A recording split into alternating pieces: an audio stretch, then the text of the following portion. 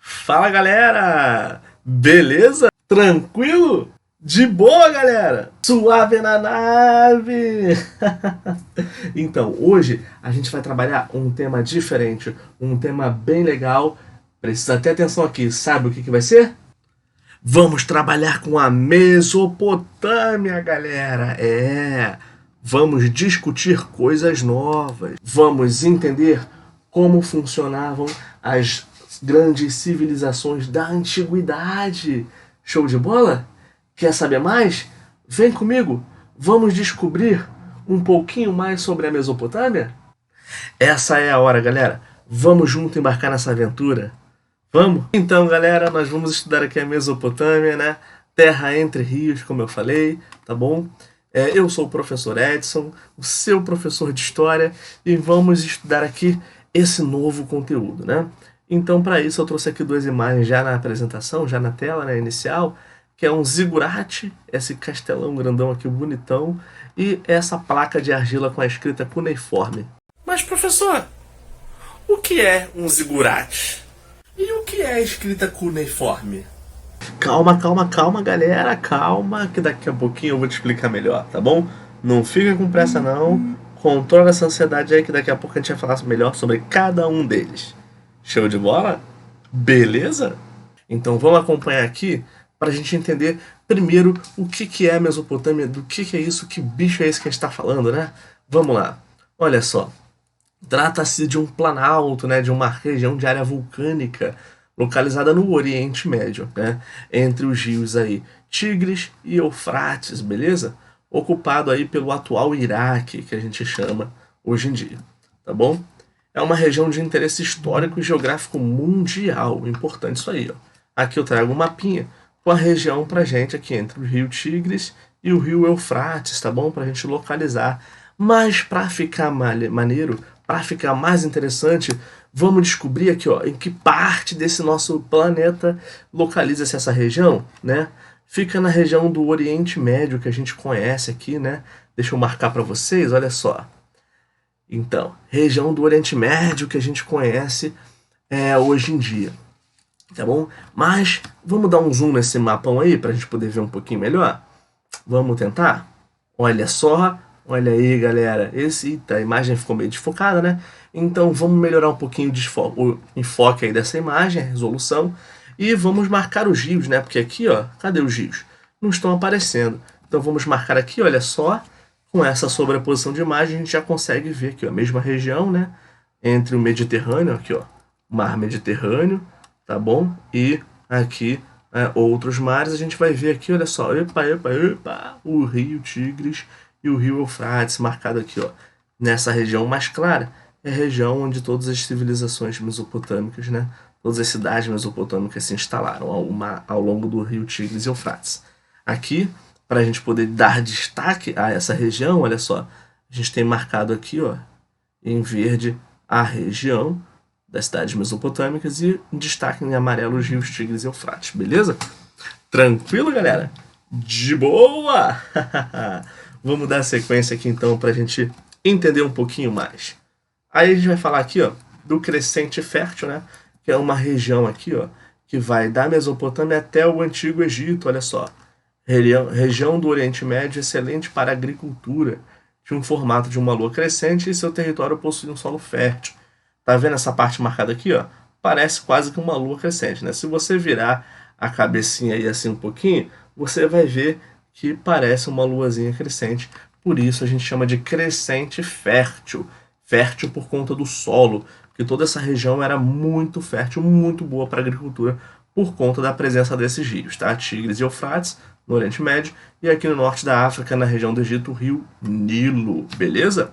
Vamos avançar aqui um pouquinho, né? Falar dos povos da Mesopotâmia, a gente tem os sumérios, a gente tem os acádios, os amoritas, os assírios, guerreiros e os caldeus, grandes caldeus, tá bom? Mas calma que a gente vai falar sobre cada um desses povos, beleza? Vamos avançar aqui então?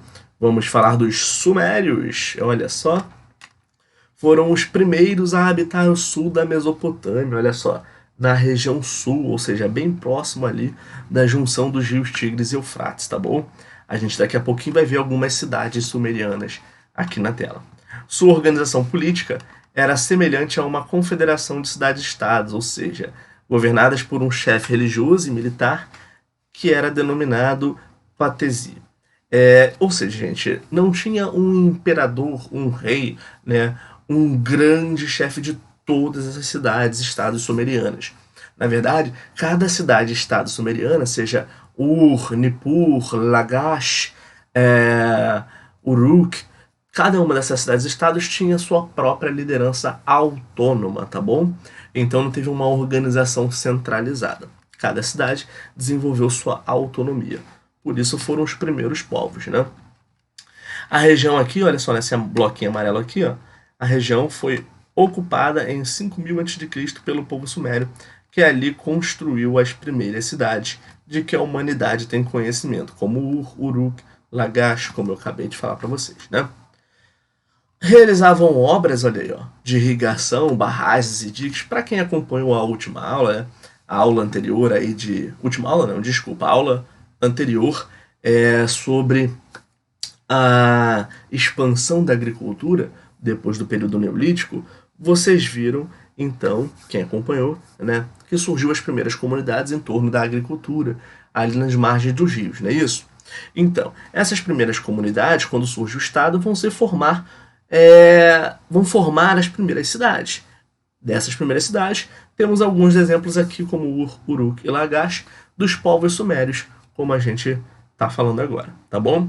Essas primeiras cidades vão tentar trabalhar com os rios, ou seja, criar canais de irrigação desses rios, para favorecer a agricultura, como a gente falou naquela aula, tá bom? Então isso aqui é uma das atividades que os sumérios vão fazer. Utilizavam técnicas de metalurgia, bronze, para favorecer aí, por exemplo, o exercício militar, proteção dessa cidade. E ó, principal aqui, ó, eram politeístas, beleza? Ou seja, eles acreditavam na existência de vários deuses. Em geral, esses deuses eram ligados a elementos da natureza, a chuva, os ventos, o céu, tá bom? Elementos naturais. Outra característica importante, que não está aqui na tela, mas a gente vai falar já já, é a escrita sumeriana, tá bom? Eles desenvolvem o primeiro código de escritas, o primeiro mecanismo de escrita. Vamos dar uma olhadinha? Olha só. A linguagem escrita é resultado da necessidade humana de garantir a comunicação e o desenvolvimento. Sim, os sumérios são conhecidos pelo desenvolvimento da escrita cuneiforme. Olha aqui, ó. Nessa barra de argila, a gente tem aqui um exemplo da escrita cuneiforme, né? Vocês percebam que não são desenhos feitos num papel, mas são formas feitas com estilete, né? Que estabeleciam aí uma espécie de escrita 3D, né? Como se fossem esculpidos, talhados na placa de argila, tá bom? Cada símbolo desse significava uma expressão. Então isso permitia não só a comunicação entre os sumérios, mas, sobretudo, a contagem, a contabilização, né, da produção, do controle das águas, da administração da produção pelo Estado. Tranquilo? Pelo governo. Vamos lá? Vamos dar uma avançada aqui, né? Algumas cidades sumerianas, como a gente falou aqui, ó, Lagash, Ur, Uruk, Nippur, né? Aqui a gente traz um exemplo para vocês da cidade de Lagash, olha só, e a cidade de Ur, tá bom? A cidade de Lagash, né? Como vocês podem ver aqui, ó, bem bonita, né? Com grandes palacetes, com grandes luxos, né? E Ur não é tão diferente, né? Aqui a gente tem uma imagem só da entrada de Ur, mas não é diferente no que se refere, por exemplo, a um luxo, né? A ostentação de riqueza dessas cidades. Característica essa que a gente vai ver daqui a pouco, que é bem comum para os povos da Mesopotâmia, principalmente mais à frente, tá bom? Vamos avançar aqui para a gente falar, eita, olha que legal, a pirâmide caindo em pedaços, aí, ó. Para a gente falar da estrutura social, olha só, sacerdotes, aristocráticos, militares, comerciantes, artesãos, camponeses e, por último, aí a gente tem na base da pirâmide os escravos, tá bom? Isso aí a gente já vê que há uma divisão social. Os sacerdotes são as lideranças, né, políticas e religiosas ao mesmo tempo. Aristocráticos são os donos de terras, ou seja, aqueles que vão deter o controle e a posse das terras. Os militares, representando aí um poder de proteção dessa cidade. Comerciantes responsáveis pelas trocas de produtos, né, a movimentação desses gêneros agrícolas. Artesãos, né, são os que vão produzir, sobretudo, novos instrumentos, né, que vão favorecer a produção de diversos materiais, como vasos, por exemplo. Camponeses que trabalham especificamente na produção agrícola e escravos também, que também estão ligados a essa produção agrícola, tá bom? Produzindo aí toda a parte da alimentação dessa sociedade. Lembrando que os escravos, nesse momento, não é uma escravidão pela cor, pela etnia, como a gente viu aqui no Brasil ou nas Américas modernas. Mas o escravo na antiguidade é um escravo por dívida. A gente vê um modelo de escravidão por dívida, tá bom? Então esse escravo ele é condicionado a ser escravo, portanto, né? Por conta de dívidas, sejam elas de guerras, comerciais, enfim, tá bom? Isso é importante para a gente diferenciar a escravidão. É importante saber qual é o modelo de escravidão da antiguidade, beleza? Vamos avançar aqui um pouquinho. Os povos da Mesopotâmia a gente falou que não são só os sumérios, né? Então vamos continuar a falar deles? Olha os acádios aí. Dominaram os sumérios e ocuparam a região, ou seja, tomaram ali as posses dos povos sumérios, né? E os acadianos formaram aí o primeiro império, o Império Acádio de Sargão I, tá bom? O rei Sargão I forma o Império Acádio, tomando aí as terras dos sumérios, tá bom? E aí a gente já vê o quê? Uma concentração de poder. Se nos sumérios a gente falava que eram cidades autônomas, agora vai formar-se um império. Ou seja, essas cidades vão obedecer a uma liderança máxima, que seria Sargão I. Show de bola? Aí perderam seus domínios depois para os amoritas, dando fim ao reinado de Sargão I, tá? Esse aí seria o Sargão I, para vocês identificarem. Não temos uma imagem melhor do que essa para poder usar como exemplo para vocês, tá bom? Vamos aqui, então, dar sequência, falar dos amoritas que tomaram o reino de Sargão I, né? E aí os amoritas constituíram, olha só, o primeiro império da Babilônia. Olha que legal, galera. Eles formaram o primeiro império babilônico, tá? Os amoritas eram povos semitas, de origem arábica, né? Ali entre o norte da África e o Oriente Médio, como a gente viu anteriormente. Com o declínio, então, do império fundado por Sargão, né, dos acádios, destacou-se na Mesopotâmia um grande e unificado império que tinha como centro administrativo a cidade da Babilônia, situada às margens do rio Eufrates. Gente, isso é importantíssimo, porque durante o primeiro Império Babilônico, na cidade da Babilônia, ali nos Amoritas, o comércio se desenvolve muito, né? A área comercial tem grande nome. Muitos comerciantes de diversos lugares do mundo atravessavam ali pela região da Babilônia. Então se tornou o Império Amorita, né? O Império Babilônico, se tornou um grande centro comercial, tá bom? E aí, ó, o soberano que mais se destacou foi o Hammurabi, né? Hammurabi elaborou um código de leis, o chamado Código de Hammurabi. Olha aqui, ó. Nesse terceiro quadrinho aqui a gente tem o Código de Hammurabi. Era bastante severo, a pena era equivalente à falta cometida, ou seja, era baseado no antigo código da lei de Talião, que dizia o seguinte ditado que vocês já devem ter ouvido por aí, que significa olho por olho, dente por dente. Ou seja, é tudo na mesma medida, né? É tudo equivalente. Então, se alguém cometesse um assassinato, teria uma pena de morte também, seria tudo equivalente, tá bom? Então, galera, o Código de Hammurabi vai estabelecer leis muito rígidas, que vão falar sobre comércio, sobre traição, vão falar sobre todos os setores da sociedade, tá bom? De maneira geral. Os amoritas vão ser muito importantes nesse sentido, tá bom? Olha só o Hammurabi aí. Esse é o Hammurabi que a gente está falando nessa estatueta aí, onde ele estaria entregando aqui basicamente o Código de Hammurabi, tá bom? Para a gente poder visualizar um pouquinho. Vamos dar sequência aqui. Olha aí, ó. Para a gente falar um pouquinho dos assírios, Olha só, o povo temido, o Império Assírio temido por todos, né? Olha aí, de origem semita, os assírios viviam do pastoreio, ou seja, da criação de animais, e habitavam as margens do rio Tigre, aí bem específico, tá bom?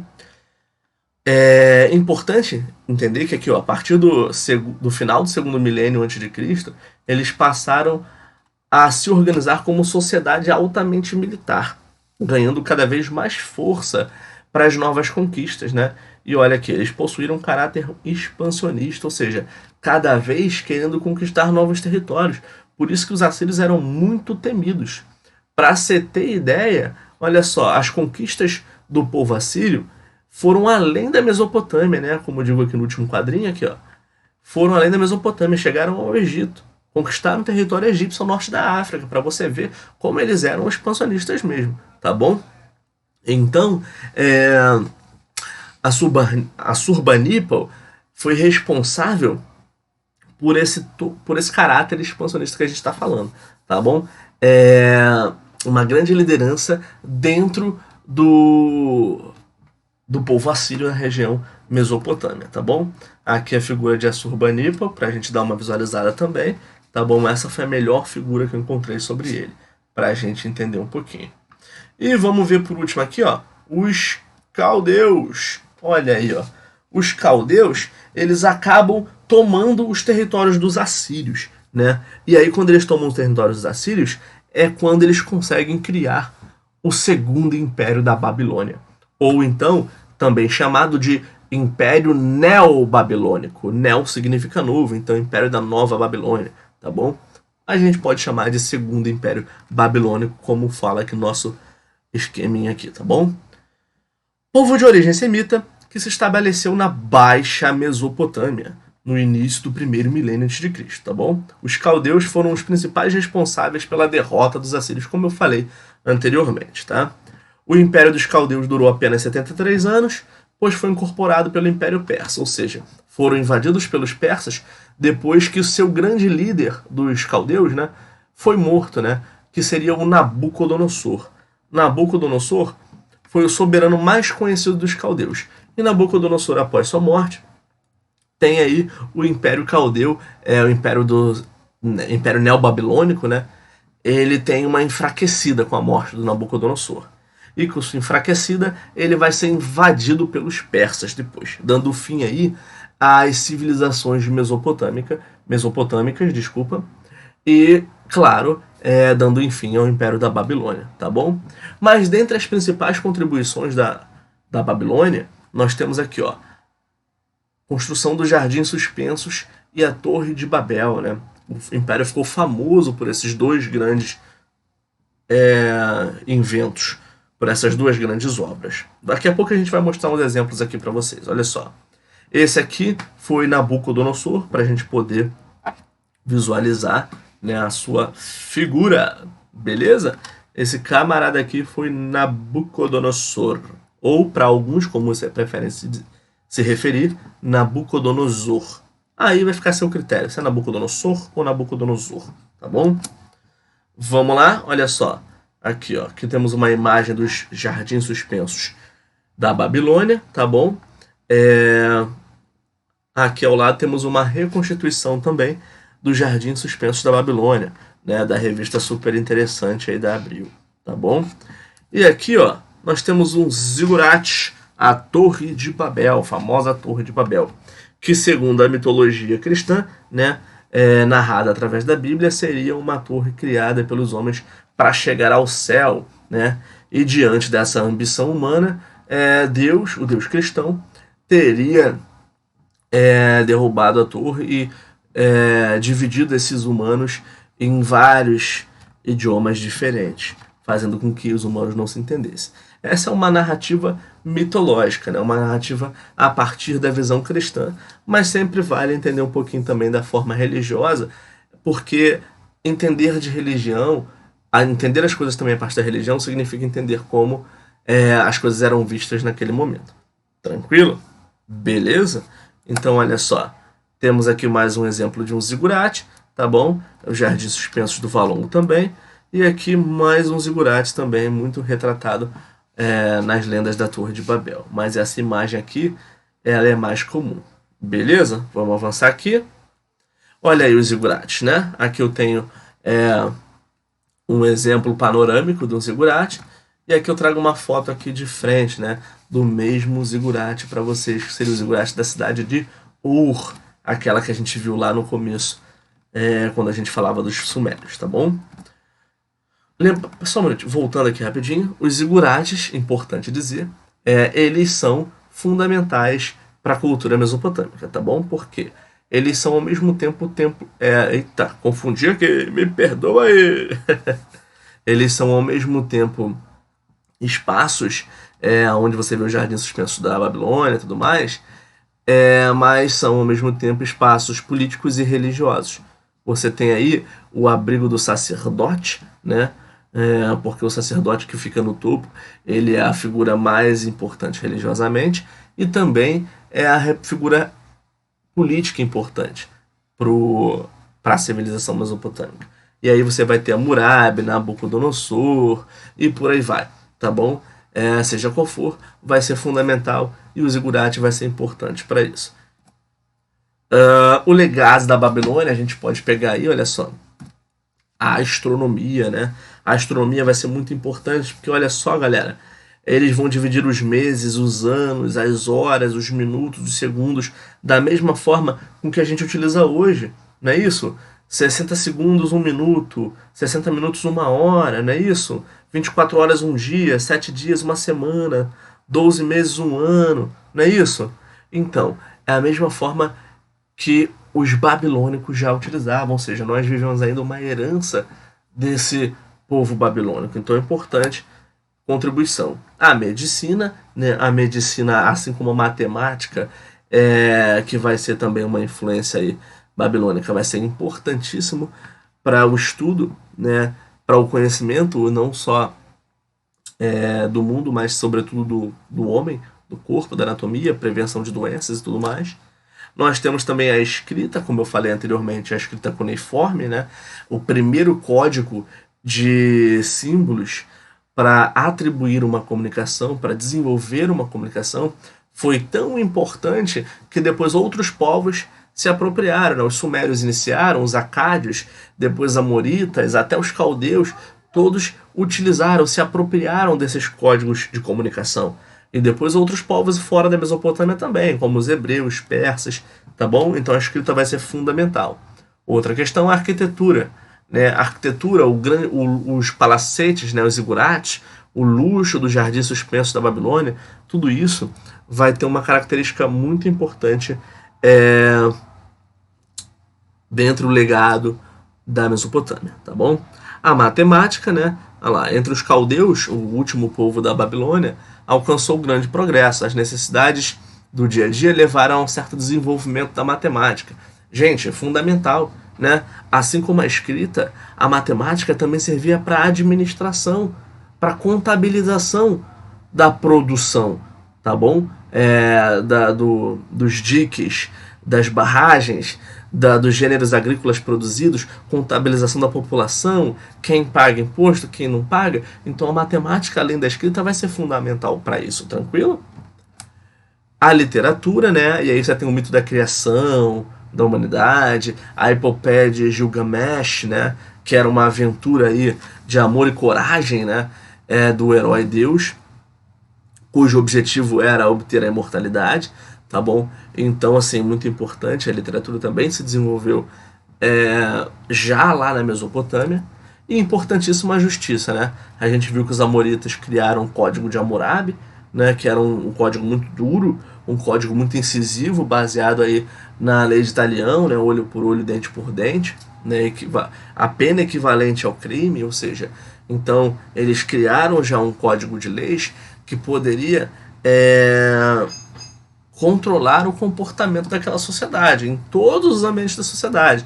Família, heranças, propriedades, comércio, enfim, todos os ambientes de uma sociedade, tranquilo? Então, pessoal, é isso. Espero que vocês tenham entendido, espero que vocês tenham gostado, tá bom? Estudem, sobretudo estudem. Se vocês tiverem dúvidas, nos procurem, tá bom? Bons estudos. Caso de dúvida, procure a mim, entre em contato que eu vou tentar te esclarecer, tá bom? Mas nesse momento de quarentena, é isso, tem que estudar. Se não estudar, vai complicar, tá bom? Estudar agora é ainda mais necessário e a gente está aqui para isso, para ajudar você, mesmo que à distância. Ainda que à distância, estamos juntos, tá bom? Estamos juntos, galera. Bons estudos, tá bom? Então é isso, galera.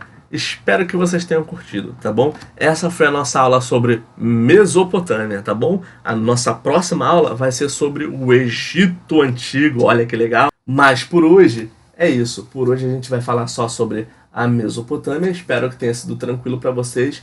Espero que tenham entendido, tá bom? Qualquer dúvida, me procure que eu vou tentar esclarecer vocês. Beleza?